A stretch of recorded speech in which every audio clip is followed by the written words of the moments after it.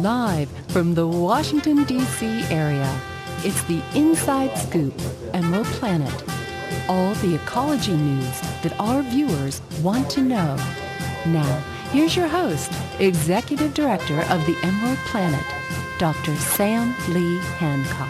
Hello and welcome to the Emerald Planet as we come to you from Washington, D.C. in the United States as we look around the globe, looking in 144 different nations. We're looking for what we call the best of the best practices, the solutions that are going to take care of a planet that's going from over 7 billion to 9 billion people by 2050. And how we're going to be able to provide the food, the fuel, the fiber, all the basic infrastructure is needed as we add 2 billion new people, but enhance the care that we're giving to those that are already here with us on the planet. And I have two people that are sitting in the studio with me that are actually working on all this, and actually all these things, the food, the fuel, the fiber.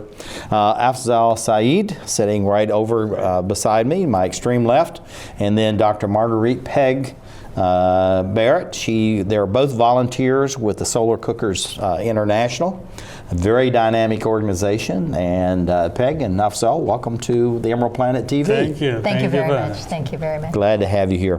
Peg, describe a little bit about what is Solar Cookers International. Sure. It's an education and advocacy organization with an international focus.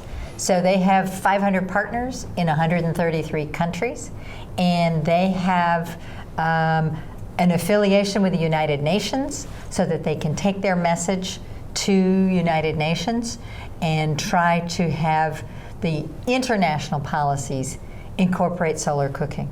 Mm-hmm. With the information part, they've worked to provide online information about how to make solar cookers from all kinds of things that you might find, and information about why you might want to do solar cooking. Mm-hmm. Yeah, and if we can bring up these slides, I want to talk about this.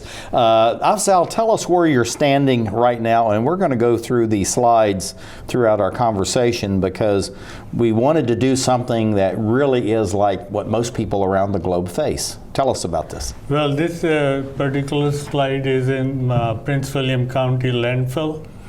So you went to the trash? Yes. Okay. That's what we call repurposed items, right? Yes, materials. Good. The main idea was to go and pick up few items from there. And important thing is first you start looking at your home and your basement and the attic. Check your neighbors or friends. They may have useful items lying in their garage or someplace. Let's say we're somewhere in the continent of Africa, say in Cameroon, Benin, Mali, Niger. Where would people come up with the items they need to do the solar cookers? They could come up with whatever is available to them. They're very rare. What do they need? What do they need? Well, they can start with the clay, soil. Mm-hmm. They can clay soil, make it like a round shape thing. But I thought we were going to start with cardboard. You could start with the cardboard is available. Right, okay. Mm-hmm. But clay is everywhere. Right. You can find earth any place. But my thing is whatever is available, there's so many resources available. Main item to think about is the sunlight reflecting on a pot and capturing the heat. That should be the main concept when thinking about solar cooking or solar drying. Yeah. Now, what's the difference between a solar food dryer, which is something that we really want to talk about, and a solar cooker? In solar cooker, you capture the heat. We don't let the heat escape. In the food dryer, we let air flow out. The moist air should flow out of the chamber where we are drying the food. So as long as the air is flowing and temperature is between 100 degrees to like 140 degrees. That's Fahrenheit, correct? Mm-hmm. Fahrenheit. Right. Mm-hmm. Then you could optimize your heating process. It also depends on the moisture, atmosphere, humidity. Mm-hmm. It also depends on the temperature outside. Like this particular food drying process we did with the bag, and I had like a 42 degrees outside on a weekend. And I use a Weber grill, and I put it First I thought if it's gonna heat up or not, it's 42 degrees. Then And I again, found that's Fahrenheit. that's Fahrenheit. Yeah. Then what came to my mind, I had this, picked up this metal sheet from the landfill, and I opened that thing up and I put it underneath the grill. And so let the sunlight reflect underneath the grill, and the temperature went up to 140 degrees, in like 42-degree temperature. That's absolutely incredible. Peg, looking at this, how can people make their own solar dryers? Because we're really looking at dryers now, and that's very important.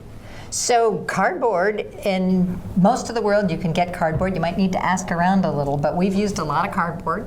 You need something that's clear, that the sun is going to go through, so we've used leftover pieces of plexiglass. I used a dry cleaner bag. I used a paint drop cloth. Whatever you can find, something clear.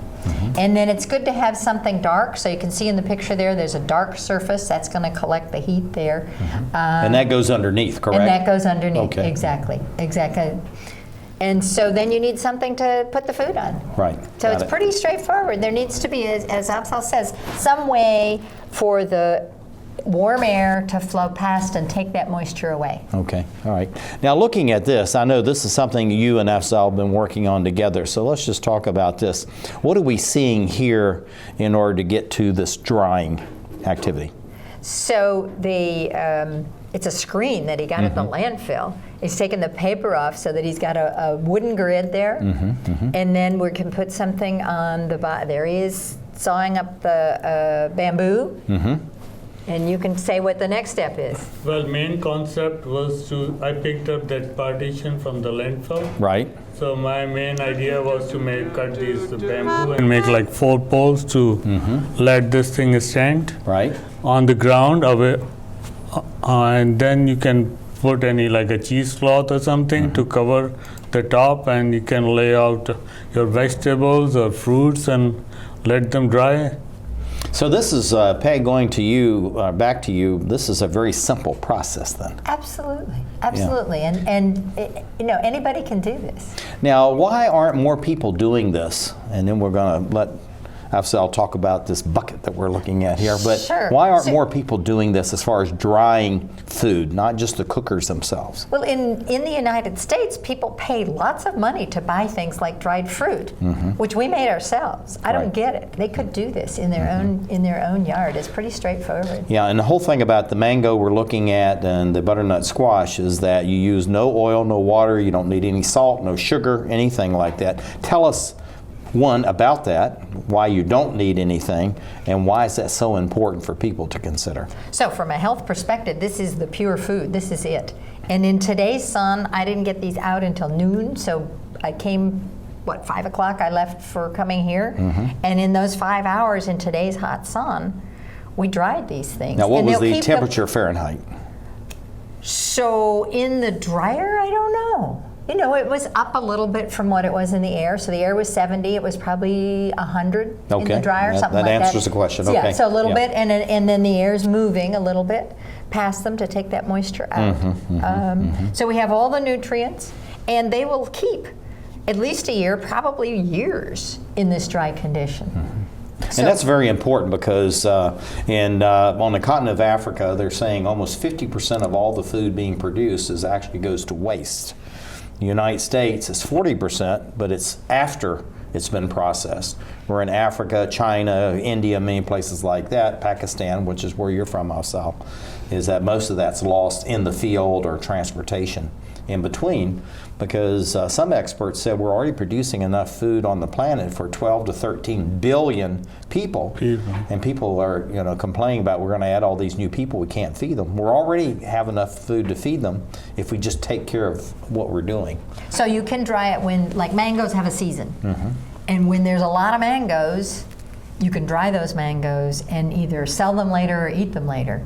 If you're in a third world country, you can really take advantage of that. Now, looking at the communities, Afzal, you're from Pakistan, so you know this. You've been back and forth. You've been to India. You've been to a lot of countries, so into the Middle East. So looking at that, how can people go out and find repurposed things so they're not offending their neighbors? Because some societies, taking what we consider trash is considered, a big social no-no. Right. And you understand what I'm talking about. So how can you do that so that people feel like this is something new, that it's modern, it's helping society? Maybe this is a sales job that we're doing. But how can we do that so people aren't offended if they would be in certain societies? Well, my personal opinion and the experience is I ask people, if I find something that I see is useful and I see is lying there in the corner of their home, I ask them, if you are not using it, can I take it? Mm-hmm. So just asking is a good thing, and people are happy to give anything. If you ask them and they're nice, they'll say, oh yeah, sure, take it. If you're nice to them. Peg, we're about running out of time. What are some of the do's and don'ts as far as drying food? What do we need to consider? And let's look, United States, because we need to be doing it here as well as overseas, and in developing countries. So if we can get the food up off the ground, so it's not going to have dirt and insects and things. If we can get it covered so the bugs aren't going to crawl in, those are good things. If we can have some circulation of the warm air, that's going to be a good thing. And then we need to keep an eye on it, take it when it's dry, and then somehow seal it up in a plastic bag or a jar or something for keeping it. Yeah. So it's pretty straightforward, really. So we don't want it to get reinfused with atmospheric humidity or that kind of thing, or dirt or whatever. Right. And we want to use things that are food safe. Right. So we don't want to put it on something that might have been sprayed with an insecticide. We're almost running out of time, but I know you really want to talk about a rocket stove, and then I have one last question for Peg. So Afzal, what's a rocket stove in about 20, 30 seconds? You got to be Rocket quick. stove is an efficient stove of burning wood, and you could use it's like a chamber, insulated chamber, where you can put small pieces of wood. It will burn in the chamber, and the chimney you create from the log I picked up from the landfill is like a more efficient way of cooking. Okay. Rather than 3 bricks fire. Okay. Or using a lot of wood or charcoal or something like that. Okay, that's very good. Peg, you got the last question, about 20 seconds. What do you see all this going in the next 5, 10, and 15 years? Well, Solar Cooker Internationals has worked with the state of California to make sure that every child in California is going to have solar cooking in their curriculum. I think that's a piece of advocacy and education that's really come to a good end. Afzal, Syed, this is Peg Barratt, a volunteer, Solar Cookers International. Thank you for being with us as we create the Emerald Planet. Thank you.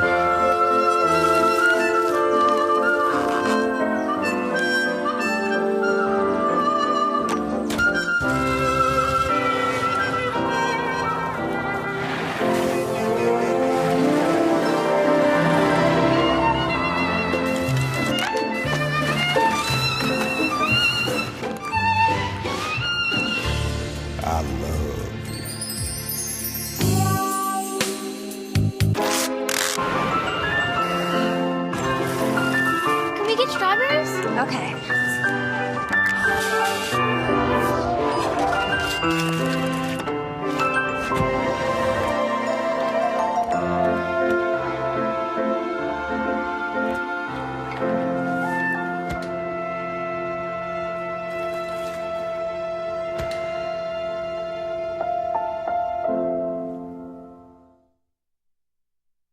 Okay, so what would you bring to my company? What do you need?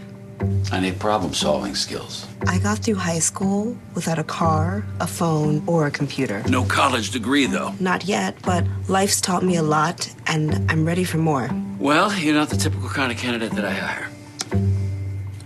But you are exactly what I'm looking for. Your company could be missing out on the candidates it needs most. Learn how to find a great pool of untapped talent at gradsoflife.org. They'll test you. Try to break your will.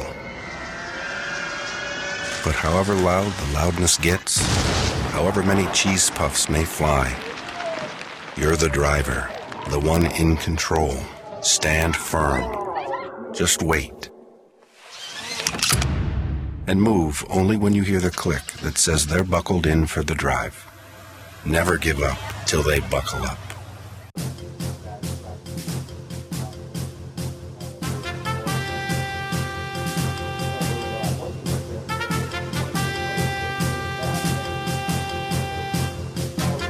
We're back to the Inside Scoop Emerald Planet.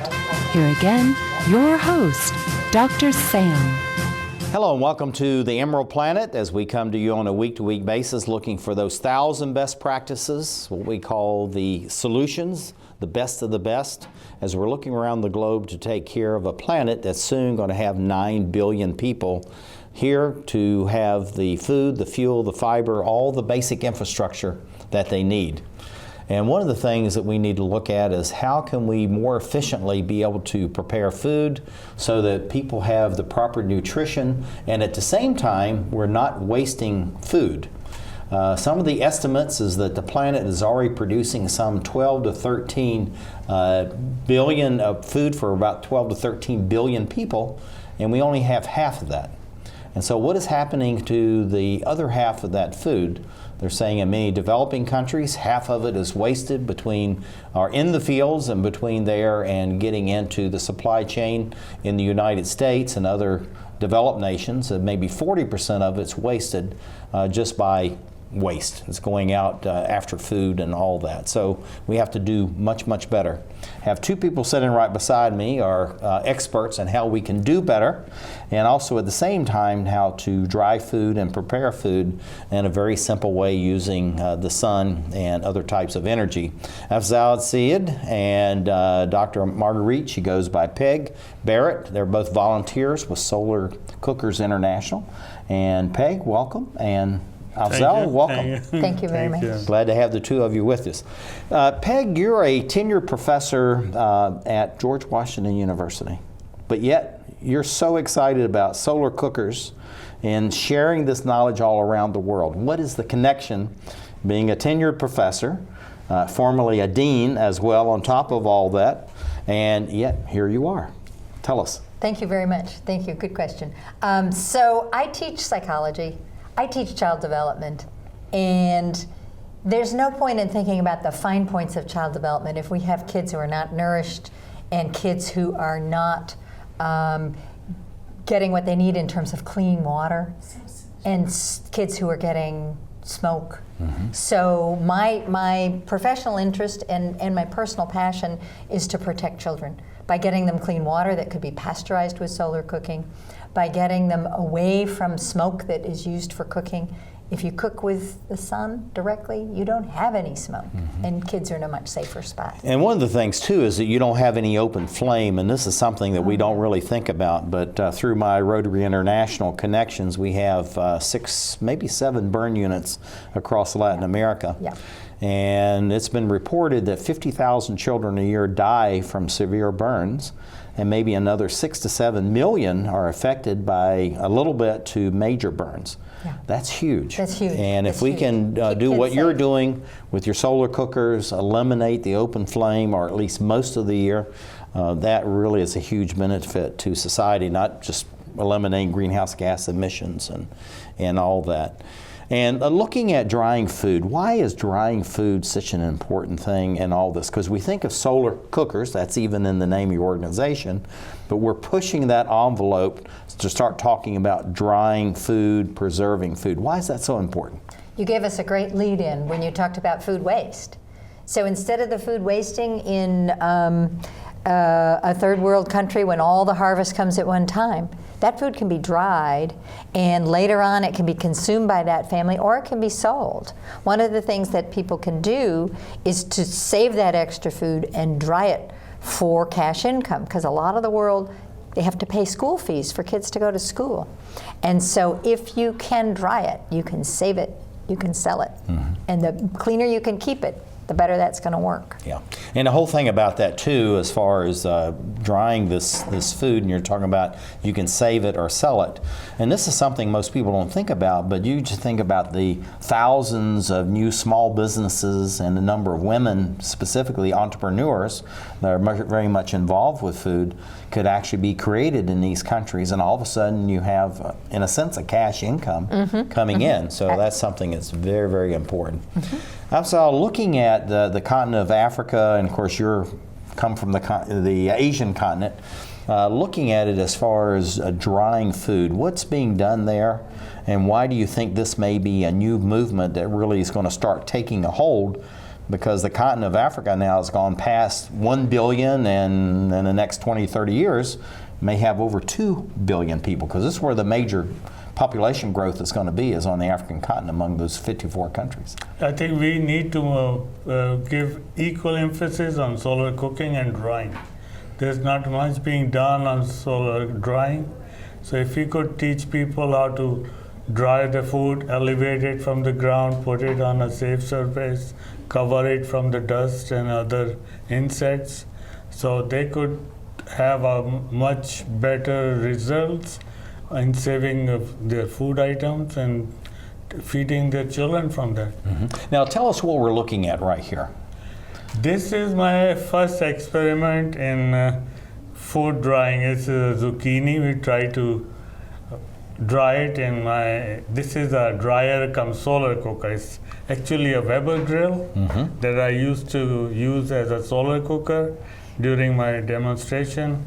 I made it first for my local library about 5 years ago, and it's still going strong.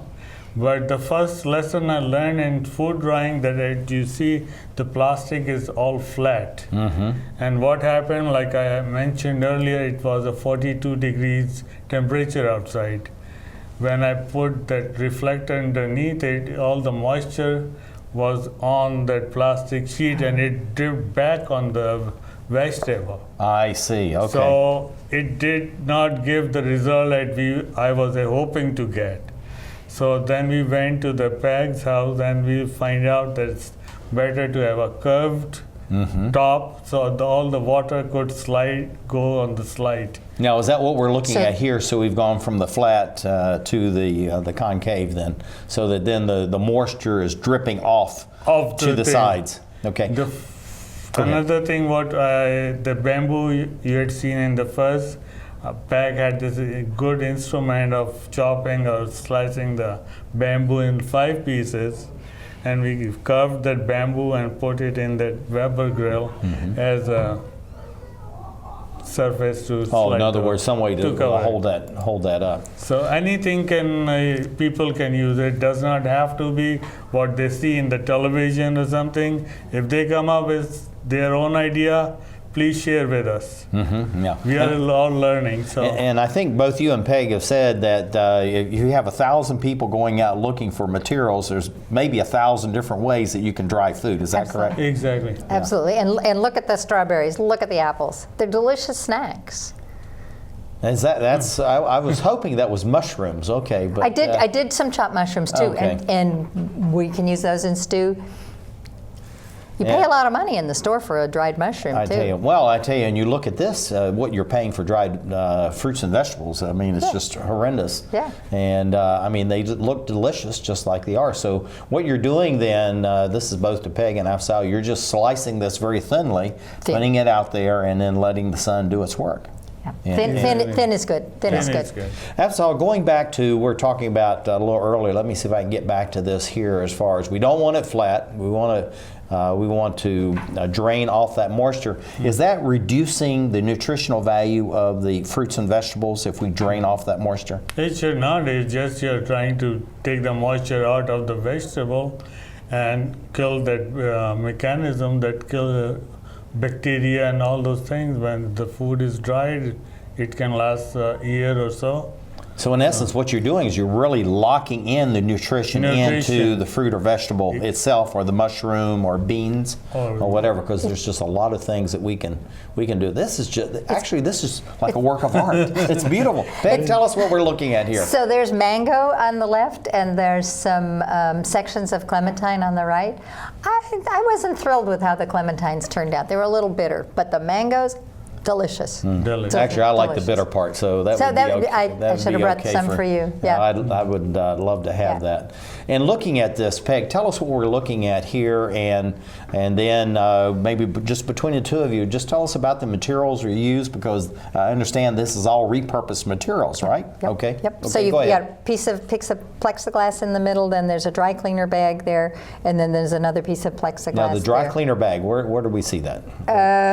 Is that kind of in the middle? In the middle there. You see some Okay. clips holding it Yes, down. It's I taped see. on one side, clipped on the other side. And you see the snow there. We dried because there was sun and there was snow, and it worked. See, that's the whole thing that's amazing about all this. People have all these excuses not to do any of this, and what you're really saying between the two of you is it really doesn't matter much, because if it's snow, you still have solar gain no matter what. Yep. Exactly. Yeah. Now, looking at going out and collecting, this is something that we talked about before, Afzal. Tell us a little bit about where did you get these materials right here, or is this some things that we've seen before and we know where they came from?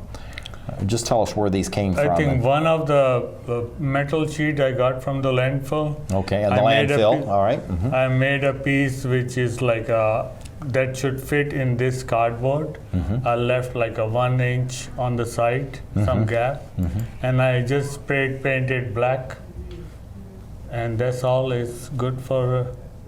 And this is one of the thing my neighbor, I think it's a bamboo. Bamboo with string on it, and they've got the pieces of dried squash kind of hanging on that, with a reflector down and this is so amazingly simple. Yeah, absolutely. It's just absolutely incredible go ahead. what you're doing. That idea came from, like in Pakistan, people sleep on those palang, they call it. Right. The four-legged, and they're made with the jute. They are ropes. Yeah, and you can move them around. You put them on the roof in the summer when it's really hot. So idea was to things use like those that. things, put your vegetable or something, because there is a airflow from underneath, and if they cover it with some kind of cotton sheet or something, they could dry their vegetable or something. Here's your. So this goes. So this is a sort of scale model, a small version of it. But really, most every society on the planet, they have some way of doing this if they just look at the kinds of things that's around them on a day-to-day basis, what they're doing within their own culture. It's not something that's really exotic. It must come from America or Japan or China or South Africa. It's all around them. All around them. And you can see plans that cost $200. You can buy something that costs $350. You don't need to do any of that. Yeah, and We just didn't spend money. Yeah, Nothing. and that's what we really wanted to do. And Afzal and I have been talking about this for months, that we wanted to go out and find things that normally be around you. But Peg, where do you see this going as far as this way of drying food, say over the next 5, 10, 15 years? I think both the small scale kind of home drying that we're seeing here, as well as a little bigger facility that might have drying that a whole community could use. Fantastic. And thank you very much for being with us as we create the Emerald Planet. Take a look under your bed. Find stuff under there? What about jobs? No? Now try your closet. Still no jobs? Just more stuff? Well, you really have both. See, stuff is defined as household articles considered as a group. Sometimes this stuff is no longer needed. Wait, no longer needed? That can't be right. Because remember those jobs you were looking for? Those are really needed. And they're the stuff inside your stuff. Our job is to unlock those jobs. And it starts when you donate your stuff to your local Goodwill. Here's how we do it. When you donate to Goodwill, we sell your stuff to provide job training for people right here in your community. So just by teaming up with Goodwill, you help create jobs. And isn't that worth parting with the leftover keytar from your 80s cover band? Goodwill. Donate stuff, create jobs. We just finished dinner and it was time for homework. He hates homework. I know he's bright. Why is it so hard for me? He's I'm just trying gotta as try a hard little as harder. I can. 1 in 5 children struggle with learning and attention issues. Go from misunderstanding to understood.org. It's me, Artie. Come see what I collected from the Creative Galaxy in my idea box. Transform your world. Will you help me make art? Each one of our journeys keeps us. Before you throw it away, Hey, I have an idea. think outside the box. We'll never get older. Each one Go be amazing! Give your cardboard box another life. Recycle. Most party fouls? Not a big deal. But if you decide to drink and drive underage, you could lose your license and your freedom. Underage drinking and driving. The ultimate party foul.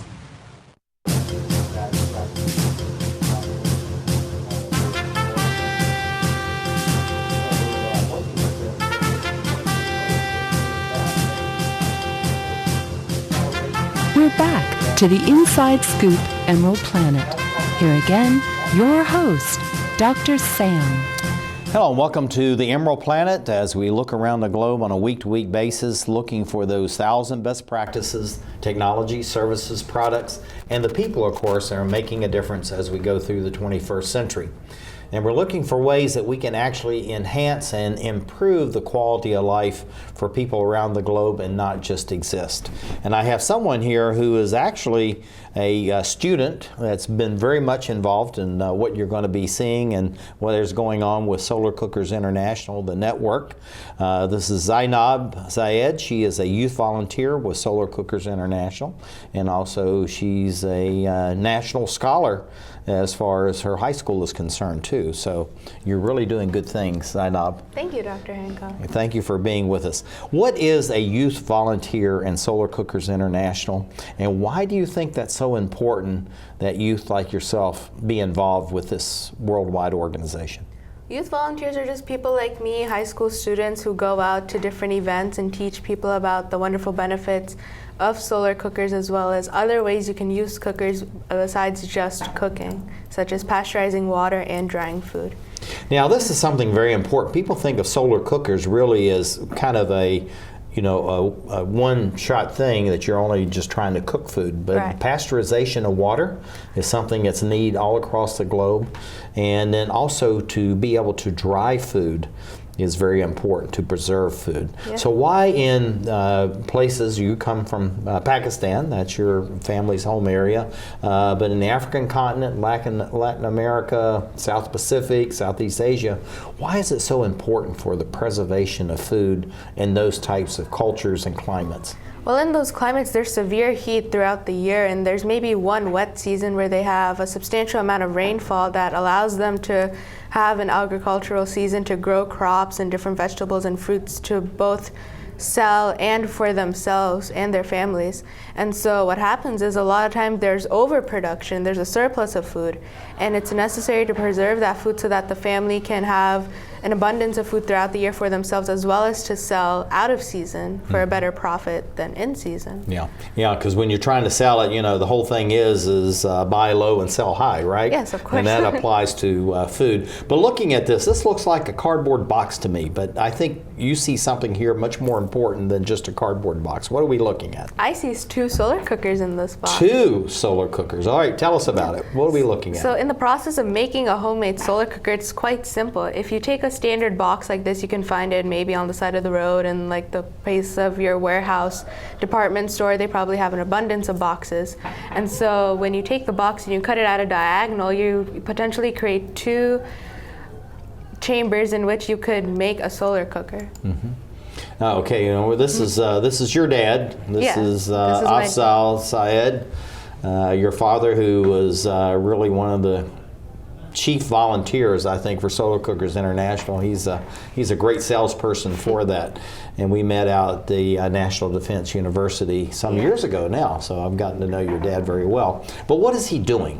What's going on here, and what is the process for? You talked about 2 chambers, taking a box, making 2. So take us through that process. Right, so in this picture, my father is cutting the box in 2 diagonals, as in making essentially 2 triangles within the rectangular box. And so here is the split image of how those turn out. And so essentially the idea is that the pot will sit at the bottom of the cardboard box. And then as a way of making it much more of a reusable product, you can use old chip bags found on the side of the road in your recycling bin, something you have at home after you have your snack. You cut those open, and then you wipe the residue off of them if there is any, and then you can glue them onto a cardboard box that you cut out, and then that's essentially your solar cooker. So what we're looking at here is cardboard, and it looks like we have some kind of aluminum foil or something like that. Yes. And my understanding of this really is all what we would consider in the Western world scrap, but it's repurposed materials in many parts of the world. So you can make this literally for free. Yes, exactly. That's all we try to promote, is the idea of having a homemade solar cooker that you can make yourself. You can make it again and again if it wears down, tears down. And then... Now looking at this next photograph here, how long is a material like this going to last? Let's say that you actually coat this on the cardboard box, and now over time will this actually wear out, or as long as you take care of it and not let it get wet, it's good for a long time? It is good for a long time as long as there's no moisture involved in it. The glue, it might need some re-gluing every once in a while because the aluminum bends at angles, so you might have to replenish that every once in a while. But other than that, it can be good for 2, 3, 4 years. Now you're using glue here. Now in a lot of societies, having glue would be a premium. Right. Some people would make $1 a day, $2 a day US. So having access to glue for them would be extremely expensive. So what could they use, based on your knowledge, that would eliminate the glue? What else could be used, or do we even need to have the glue? Well, we've used before, when we were in Pakistan, we used a substance of flour and water mixed together, such as a slurry of flour and water, and that works perfectly well as a glue. It stays intact, it dries up as if it was a normal glue, and people usually have a small, even if it's not clean water, it could be a little dirty, right? And then you could have some standard flour, clay, maybe like some thin soil.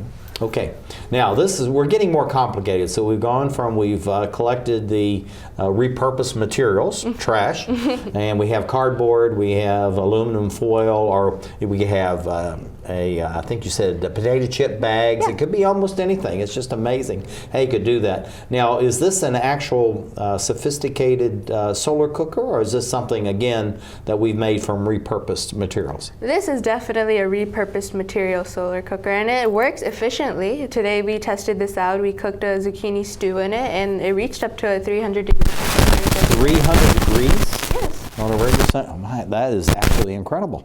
And in areas where it's hotter, where it's less humid, if there's no overcast, it could reach maybe even higher, 325, 350 degrees. Now tell us what is different about cooking. I know that your mother is the real specialist as far as doing solar cooking, but looking at this, I understand you can get by without having used water and oil and all these things. Tell us about that. So in a regular solar cooker, it's much like a slow cooker where you have the food itself slowly releasing its natural water that it contains, and so in itself it steams. And then that also reduces the risk of the food burning. It never burns in a solar cooker. So you never really waste food that way then? No, there's minimum waste, there's minimum heat, there's minimum energy involved, and it's great. Okay. Now looking at this, this is really incredible looking at this, the materials that we're using, because it looks like we're just using cardboard. We have the aluminum foil. Again, all of this has been taken from scrap. And then we take, I guess this is some kind of iron or some other kind of pot where all this is actually cooking. And you say actually that you really don't need water, you don't need to put any oils in this, so that eliminates both of those things, which are expensive or difficult for people to get in many developing countries. How do you make this tasty though? What do you do to this so that this food really tastes good? Well, you can add various seasonings to it if you have those available, or the food itself intensifies the flavor of it because the water from the food eventually dries out, but it also cooks the food. So you're really intensifying the nutrients, the minerals, the flavor of the food itself, which makes it much more tastier. Now, looking at this, okay, we're looking at this gauge here as far as determining the heat. What was the temperature when you were taking this at this time? This is about 150 degrees Fahrenheit. And then eventually it went, you said, almost to 300 then? This particular cooker, I don't believe so. In the other cookers, yes, it did. Okay. This almost went to 300 as well. Okay. And then looking at this one, so what you're doing this is really, is this a 3-sided cooker? Is that why it got so intense heat? It's a 2-sided cooker with a focal point. So the whole idea is that the sun also has to be facing the cooker, where the focal point should fall onto the pot. And the pot, it should be black or a very dark color so that it absorbs the heat and retains the heat. That's very important. Thank you for sharing that. And that's why we have this black cooker here. And then looking at it, is it always important that you have some type of thermometer so you know what the heat is? Or can women or men who are very experienced at cooking can almost tell how much heat you have and intuitively determine either it's hot enough or not hot enough? How does that work? Well, for our experimental purposes, we like to have a thermometer so we can test how long we've been cooking the product and how hot it gets over time. Perhaps if a professional cook wants to leave it out and they know the climate of the area and they're familiar with how long the food usually takes to cook, maybe they can go without it. And also I would assume the amount of humidity in the air, whether it's monsoon season, heavy rains, and those kinds of things. Now let's look at this one. This is a variety of different styles of cookers. Tell us each one of these. Let's just start to our right, the audience's left, and just tell us what we're looking at. Well, the first one is a rocket stove that was mentioned in the other segment of the show. Now that's the small brown, almost like a bucket. Is that what you're talking about? Yes. On our left and the right as far as the audience. Okay. Now what is a rocket stove? It's a very small combustible cooking stove that is much safer to use than a conventional fire because it's elevated, so it reduces the risk of children burning. And it also fully combusts whatever burning material you put into it, so it eliminates a lot of the danger of having to take out the ashes or residue of and also it's actually fueling its own self, so as the gases are released from whatever the biomass is, that actually goes back into heating the rocket stove itself. Okay, the next, we're running out of time, so let's go through these quickly. The next is our rubber grill cooker. It's the food dryer my dad showed on the earlier segment of the show, and we converted it into a solar cooker. So if you have a sturdier, more durable material like a Weber grill or something made out of metal, you can convert it from a dryer to a solar cooker and then later use it to pasteurize water. Okay. And then following that, we have our homemade solar cooker that works equally as well. And then on the second to last one is our solar cooker that's provided by Solar Cookers International. Okay. And then we have a homemade version of the same cookit on the far right side, and you can get the template online. You can trace one of those. It's very simple. Yeah, and these are all free too. It's not like people have to pay for these designs. They can go online, see it, and do that. And also it tells you what materials. Whoops, we're just about running out of time. What do you see for next 5, 10, and 15 years, youth like yourself becoming involved with Solar Cookers International and with solar cookers? Well, if people give it a try and they really work with it, they don't give up on it, they try to improve it every once in a while, and if people just get more involved, then we can expand this to a lot more continents, a lot more people, a lot more families who really need it. That's absolutely fantastic. This is Zainab Syed. She's a youth volunteer with Solar Cookers International, and thank you for being with us as we look around the globe to create the Emerald Planet. I need a job. Necesito trabajo. I would like to speak English better. Me gustaría hablar inglés mejor. I want to be a U.S. citizen. Quisiera ser ciudadano de los Estados Unidos. For over 35 years, por más de 35 años, the Hispanic Committee of Virginia has been serving our community. El Comité Hispano de Virginia ha estado sirviendo a nuestra comunidad. Job training and placement, capacitación, ayuda para conseguir trabajo, education for children and adults, educación para niños y adultos, immigration, naturalization, and medical referrals, ayuda ayuda para los procesos de inmigración y naturalización y orientación sobre médicos are a small part of what we do. son solo una pequeña parte de lo que hacemos. For help, information, or to volunteer, Para ayuda, información o para ofrecerse como voluntario, contact the Hispanic Committee of Virginia, comuníquese con el Comité Hispano de Virginia, helping everyone participate more fully in American society. ayudando a todos a participar plenamente en la sociedad norteamericana.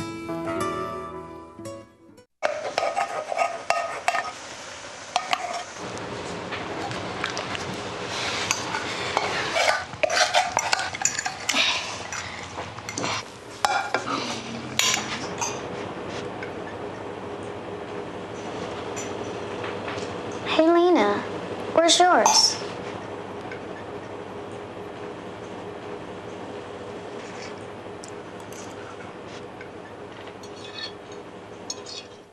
Would you notice if you were missing half your kidney function?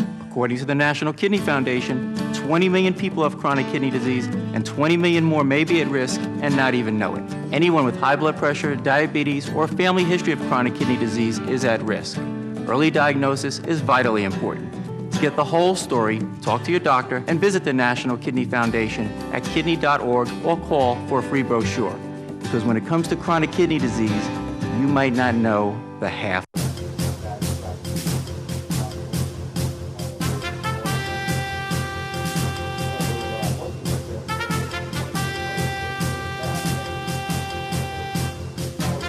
We're back to the Inside Scoop Emerald Planet. Here again, your host, Dr. Sam. Hello and welcome to the Emerald Planet as we come to you from Washington, D.C. in the United States on a week-to-week basis as we look around the globe in 144 different nations, looking for those 1,000 best practices, technologies, services, and products. And of course, we're looking for the people that are true leaders and looking for solutions to solve the problems that we face on a day-to-day basis. I have two people sitting right beside me are very much involved as far as providing nutritious food to be able to dry and cook food in a very inexpensive, actually for free, using what we call repurposed materials, i.e. trash, and at the same time do it very safely to be able to purify water and many other things. So this is sitting to my far left over here is Samina, Syed, and right beside me is Zainab, Zainab. They are both volunteers with Solar Cookers International. And welcome to the Emerald Planet TV. Thank you, Dr. Thank you. And as you could tell, this is a family affair that we have going on here, and mother and daughter, and thank you very much. So Zainab, why would you want to be involved? Your family's very involved. I met your dad first, and then of course I met your whole family, including Grandma and Grandpa. You have a wonderful family. But you are very much involved in this in a very dynamic way. You're designing, you're creating, you're making all these various kinds of inexpensive or, in essence, for free solar cookers. As a young person, why did you want to get involved in something like this, particularly with your family? Well, it gives me a chance to give back to the society that I've been raised in and to the other people around the world who don't have the luxuries that I've had, and to see the other families around the world who would give to have 3 meals a day, roof over their head, clean running water, and it makes me feel very blessed to give back to them. Now looking at, and I want to talk about this before we chat with your mom for a minute, but solar dryers versus solar cookers. What is the difference between those two, and why is it important to have both, particularly in the developing world? Well, a solar dryer is used at a much lower temperature, maybe about 100 degrees Fahrenheit or around there, and that dehydrates the food, and that accentuates its preservation time and allows it to be used outside of the harvest period.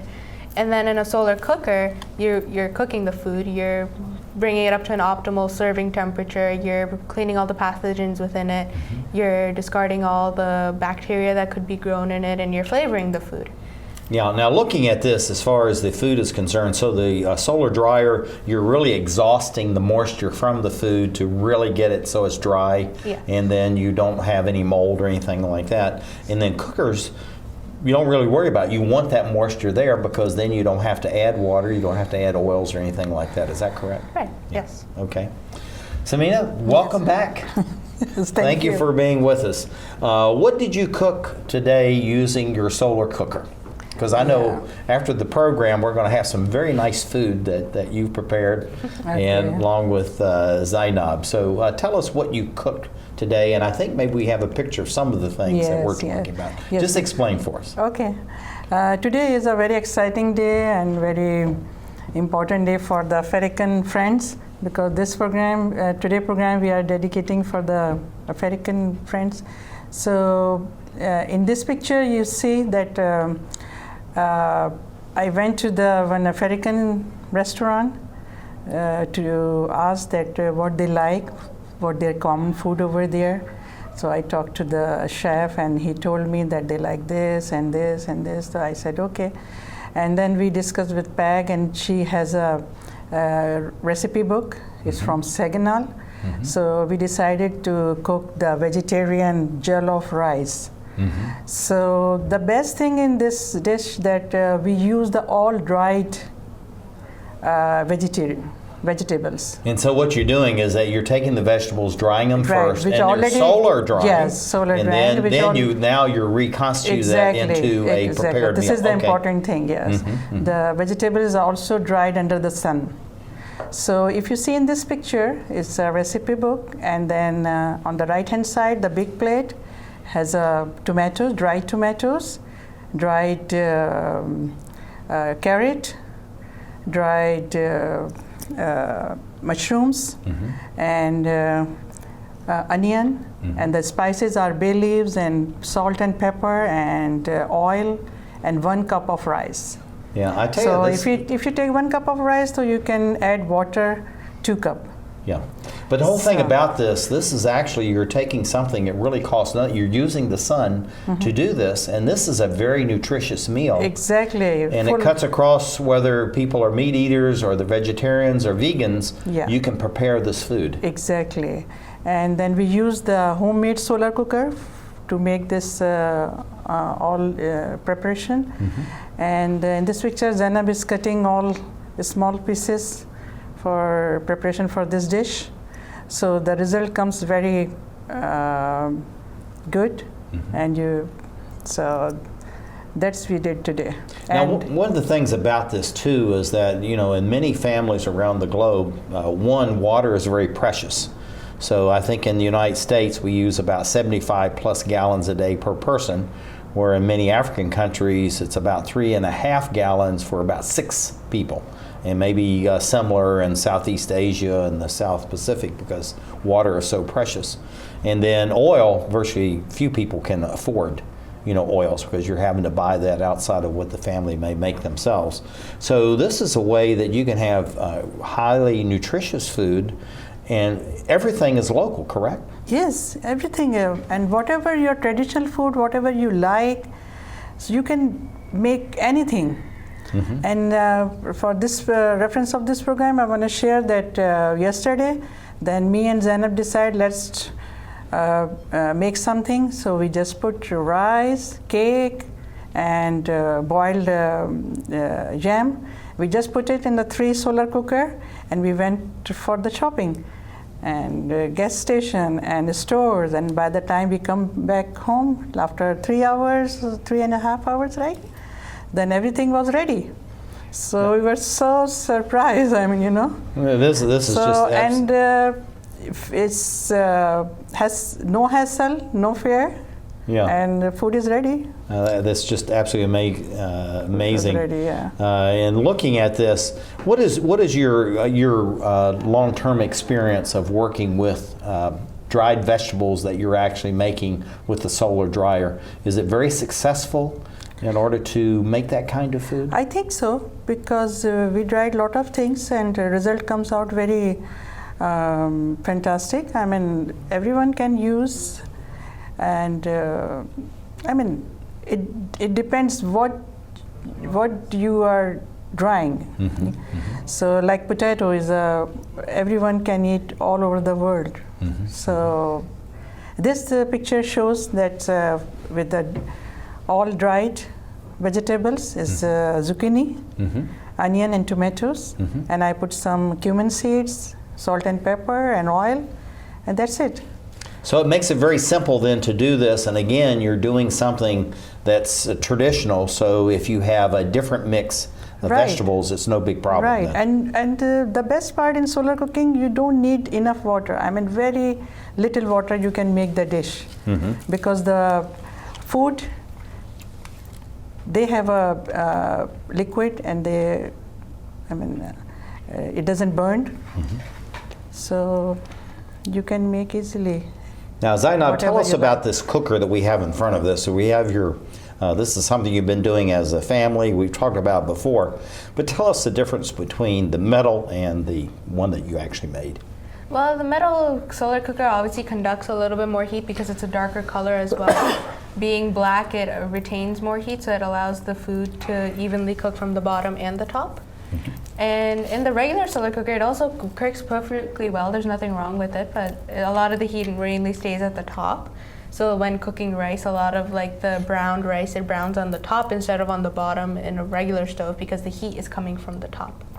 Right. Samina, looking at this is something that you've been doing as a family. You know, your husband's very much involved in this, Afzal, a very wonderful guy, and then you have your daughter involved. Looking at this picture, what is actually happening within the family when you're doing this kind of work together? You're using these kinds of community-based or even going to the landfill in order to get these repurposed materials. What's the sensation, the feeling of doing all this as a family? The main thing is that we are giving service to community and for the poor people. And the best part of the solar cooking, there is no expenses. You can make yourself, and there is no problem. Everything is available. You can have boxes and chips bags.